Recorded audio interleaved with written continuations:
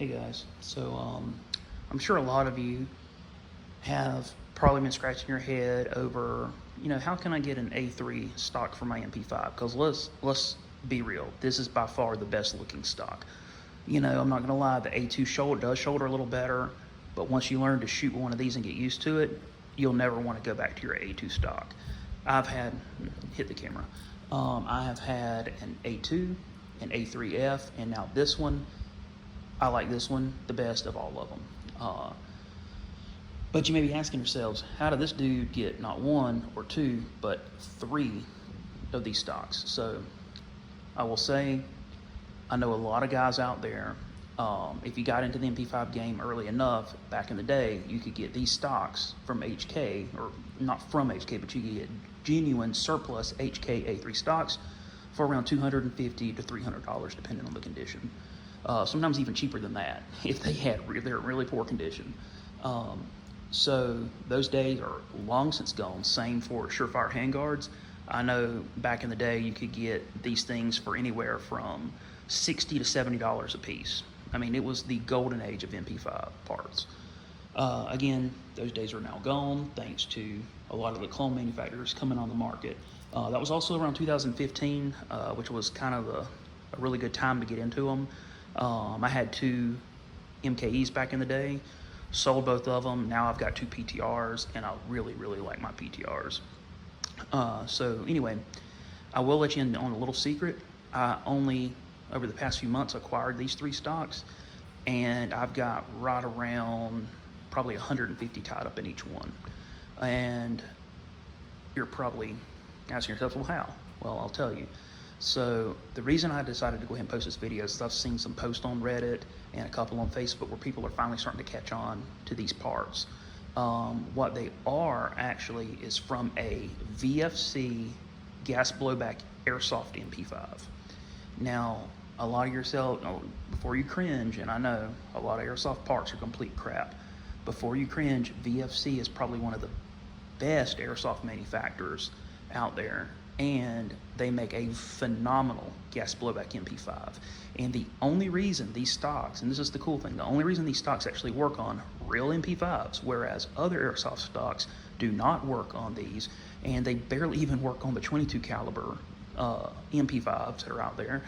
The reason they work on this is because VFC got so OCD with making their airsoft gun so hyper realistic that they actually manufacture the receivers the same way that real MP5s are manufactured. So they start out with a receiver flat, they put it in a form, they bend the flat, they weld it. That's the same way VFC makes theirs. And therefore, being the dimensions are perfectly on point with a real MP5, they also built their stocks to be just like a real MP5. And just like in a real one, an airsoft gas blowback has a bolt group that travels back and forth. Every time the hammer drops, it fires a BB out, propels gas. The gas fills a chamber, it blows the bolt to the rear to cycle the weapon, and it also gives a little bit of a recoil impulse, and then it goes back into battery and chambers another BB, and you fire again. So yes, these are airsoft stocks. I've had these two for the past couple months. They haven't even used them yet. I bought them for other builds. This one has been flawless. I've had it now for almost 8 months.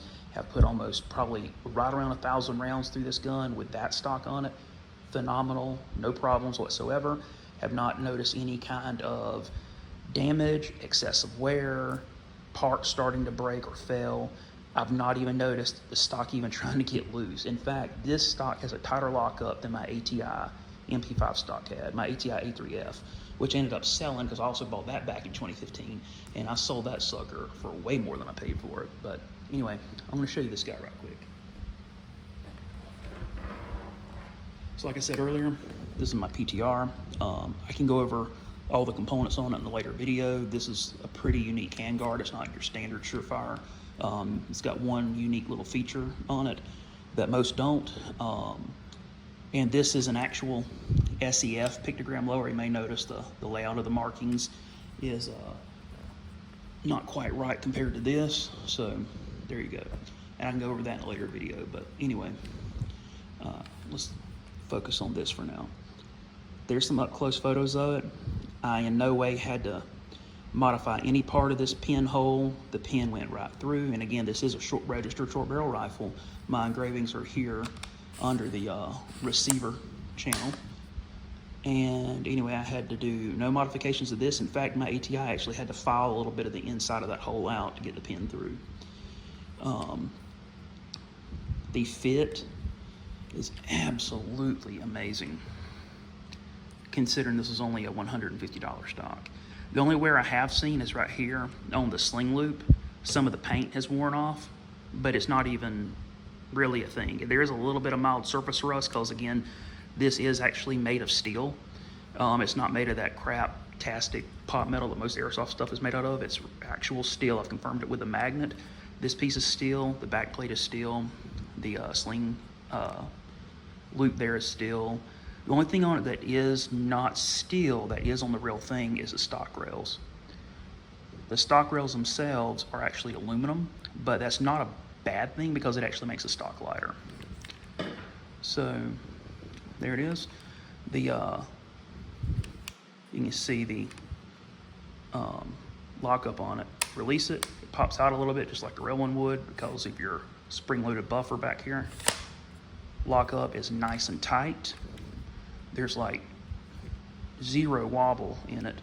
And if you look at up and down wobble, there's like, I'll keep the receiver as stationary as possible.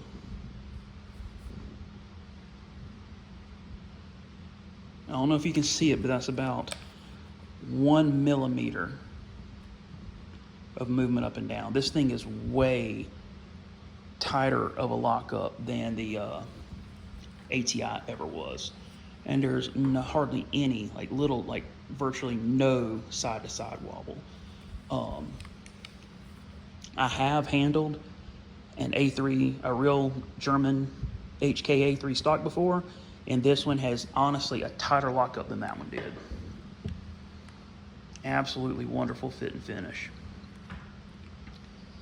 And since we're focusing on this one, I'll show you what the inside of one of these looks like after about 1,000 rounds.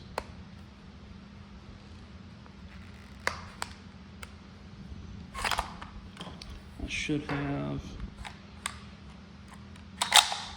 not focused on the video and dropped my bolt closed before I did that, but anyway, so here's a closer look at the stock. Normally on one of these, on a German one, there would be a date code there. Here's the inside. You can see there is that steel reinforcing plate that is, this plastic piece is molded around. Again, the stock rails are, you know, made of aluminum. This is definitely steel. Here is the inside. I haven't cleaned it recently. That's where some of this debris right here, that's just unburnt powder and stuff that's collected there, but that is the buffer. That's what it looks like after about 1,000 rounds. You see a little bit of spots there where the shape, the little, you know, C shape on each side of the bolt carrier itself impacting that. But other than that, I mean, this thing looks to be in exceptional good shape. No problems with it or anything like that. I've not noticed anything getting loose. These two little, we're on a normal HK, you have a little like, almost like clip piece here that you have to like squeeze together and pop out to get this rear plate off. These are two screws, little hex head screws, and I have not noticed them getting loose at all. They're very tight in there still. I have not taken this apart yet, but I do believe you probably could take it apart if you needed to do maintenance on it. I do not know anything though about how parts compatibility with a real A3 stock though. But as cheap as these are, I mean, it would probably, whatever broke, it would be cheaper just to buy new stock than to buy the parts, if you could even find them in stock. But that's the inside again. This is something that a lot of people can't see. No, I know in photos they have this big dorky looking silver buffer thing poking out. They don't have that. They don't include that on the version 2 stocks anyway. But I did 0 modifications to the inside of this to make it fit. And this thing is manufactured pretty much the same way a real A3 butt plate would be, where it's stamped out of a piece of sheet steel. It's pressed and then bent around to form, and then they run a weld right there. But this thing has been truly impressive for the price. I would have paid 2 or 3 times that for this. And honestly, I've passed it off to people that have handled real A3 stocks before. They had no idea they were handling an airsoft stock. They thought it was a genuine HK A3. One thing to make note of though, burn that image into your mind. If anybody ever tries to, the VFC is the only one that looks like this on the inside. If anyone ever tries to sell you one of these that looks like this, it has these little screws here and here, it is most likely, almost a guarantee, not to be a German A3 stock, and it is an airsoft stock. So do not get scammed and overpay on one of these. But there's that. To compare it, I'll show you what a brand new one looks like, and I'll extend it out. So this one is completely unused. You can see there, again, some of this paint coming off due to the sling clip on the HK sling. But it's just normal wear. And I mean, this is why you would, honestly, it'd be better to buy one of these. If I can get my camera to focus. This is why it would be better to buy one of these than to spend $1,000 or more on a mint condition A3 stock from HK, because the second your starts looking like this, you're gonna probably be a little sad. Here's the interiors. Again, the one on the right, completely unused, new out of the box. You can see the buffer. Some of the light reflect off of it. One thing to note, the buffers do not come installed, and I'll show you what they look like outside of one. So I'll put those down. Now this is how you would get it out of the box. It'll come wrapped in a plastic bag. It'll be in a black cardboard box with red lettering on it that says VFC. VFC stands for Vega Force Company. But anyway, it'll be in a box like that, and it will include one buffer for this in a bag. One of those yellow buffers. So you will get your buffer that you have to install in here. It is a very tight fit for this little guy. Very much a very snug fit, and kind of like installing a buffer into a genuine HK stock, you need to heat this thing up with a heat gun. It wasn't hurt to put a little bit of grease or oil on it, and then do the same thing to the inside of that hole and slip it in. Now, I know someone's gonna comment on slip it in after you grease it up, so yeah. Anyway, so again, let's compare what a VFC buffer looks like versus an HK buffer. VFC is on your right, the genuine HK is on the left. You can see there's a slightly different look to the frontal profile of it, but in terms of the thickness,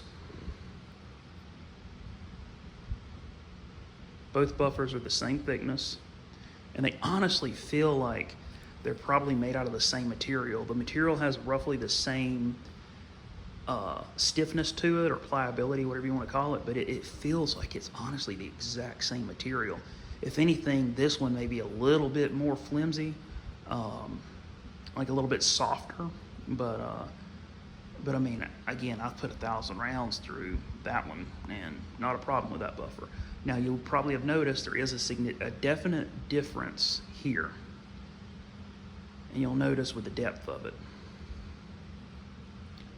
So the real one has the point here on the end, it's more of a cone shape, and this one's just chopped off flat. So your question is, well, you know, what if this buffer breaks? Can I put one of these in it? Well, let me answer that for you. Unfortunately, the answer to that is no. And I'm gonna show you why. Will it fit? Of course it will. But look at that. If any of you know anything about installing an HK buffer, you probably just did a double take on how easily I popped that in there. And that's because this thing is definitely loose. I mean, could you hold it in place with a little bit of epoxy? Maybe, but then that would be a pain in the butt to get it back out if you ever needed to replace it. So what do I recommend you do? If you go this route, just buy a bunch of these. You can get them separately. Yes, you do get one with your stock that you have to install, but you can get these guys separately. They're about $4.99 on Red Wolf Airsoft site. Just buy a bunch of these. I mean, honestly, I put 1,000 rounds through that one and it looks untouched. You know, I don't know exactly how many I'll ever get through it. I don't even know what the real ones are rated for, but honestly, I mean, you buy 2, 3, maybe 4 of these and it'll probably last you your entire life. So anyway, I just wanted to throw that out there, put that on your radar, that you do have less expensive options. You know, I'm not gonna lie, I mean, do I think after, you know, do I sometimes question, will this thing be still in one piece after, you know, 10, 15, 20,000 rounds? Yeah, I do. It'll be actually really interesting to see if it is still kicking after that, or if, you know, after 1,000 rounds, I'm starting to put micro stress fractures in it and it's eventually just gonna fly apart. I mean, I don't really know. That's just one of the things you have to, one of the things you risk, honestly. You know, along with that VFC component, VFC also has Surefire knockoff handguards. And it's a pretty okay replica. I mean, I'm not real wild about the wiring in there looking the way it does, where you just have a screw holding that cable down and these wires here, you know, kind of in the open. But yeah, this is what the VFC handguard looks like, and yes, it does fit on there. Now, the VFC is the one you need to get. They do have other Airsoft MP5 handguards, but those are meant for AEGs, which is an automatic electric gun, not for the gas blowback MP5. If you'll notice, it has the same hookup here that indexes into the front groove on the front edge of the receiver, right in front of the trunnion. Just like a real, genuine, you know, pretty much any polymer or Surefire or whatever handguard has on an MP5, it's going to have that same lip in there for these wide forends. But anyway, there it is. One other difference is the bezel. It's got this little threaded ring that holds the actual lens into the bezel. Obviously, that's not accurate. But I mean, with 2 Surefire batteries, it is a decently bright light. And one thing too to make note of is the pressure switch on the side. It's, if you might can hear it, hear the click. So I've already taken this rubber pad off, but there's about 6 or 7 little click switches through here wired up to activate this light. And for it to be like $65 or $70, it's really, and you're on a budget, it's honestly, you can't go wrong with it. I have not personally even fired the gun yet with this on it. Do I worry that this would survive? Yes and no, but that's also the nice thing about that is you can actually get genuine Surefire lamps like this one. And funny enough, VFC being the forward thinkers that they are,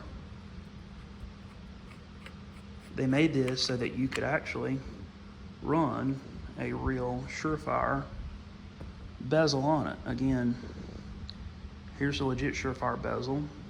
You can see in there the silver ring just behind the lens. Then it looks like a gap. That gap is actually a rubber, like a piece of rubber that acts as like basically a shock absorber on the lamp assembly down in there. That's why they call this a shock isolated bezel. Anyway, we'll put the battery in there. Put this one on. It threads right down in. And again, you can have a working light using a real Surefire bulb. So just some cheaper option in case you don't want to get the legit thing or you can't find one.